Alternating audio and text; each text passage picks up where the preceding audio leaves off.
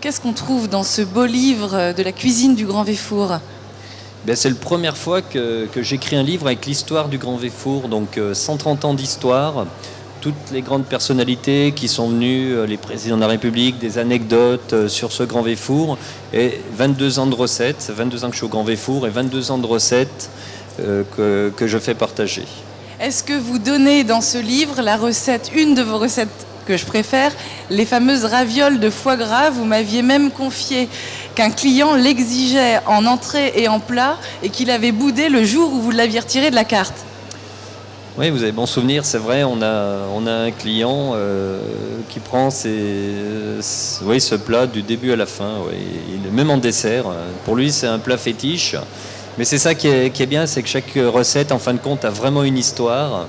Et c'est pour ça, c'est Alain Chapelle qui disait que la cuisine, c'est beaucoup plus que des recettes, mais c'est vrai que la cuisine, c'est beaucoup plus que des recettes. On va peut-être, oui, bien sûr, on va le présenter. Je vais laisser Guy Martin présenter l'ouvrage. Donc, Le Grand Véfour par Guy Martin. Par Guy Martin. Alors, bon, c'est doré, à l'or chaud, les tranches aussi. Enfin, c'est vraiment un gros travail. C'est vraiment un livre-objet. Là, on le range dans la catégorie beau livre. On le range dans la catégorie beau livre. Vos confrères sur BFM ont élu le livre de cuisine de l'année.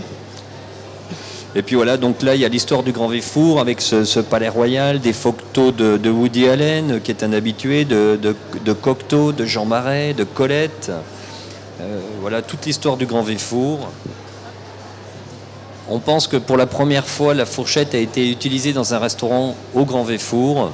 Et ensuite, là, on rentre dans le vif du sujet. Donc les recettes, 22 ans de recettes, voilà, avec des équipes formidables, et notamment Pascal, qui est un super collaborateur. Alors la cuisine, c'est le partage. Vous nous faites le plaisir de partager vos recettes. Pourquoi ne pas les garder jalousement pour vous, pour que les gens viennent vous découvrir qu'au restaurant? C'est beau ce partage que vous faites grâce à ce livre. Je pense que les choses, il ne faut pas les garder pour soi, et qu'il faut, voilà, ça ne sert à rien de garder, de cacher ses recettes, de les montrer qu'à une partie de l'équipe. Non, jamais fonctionné comme ça.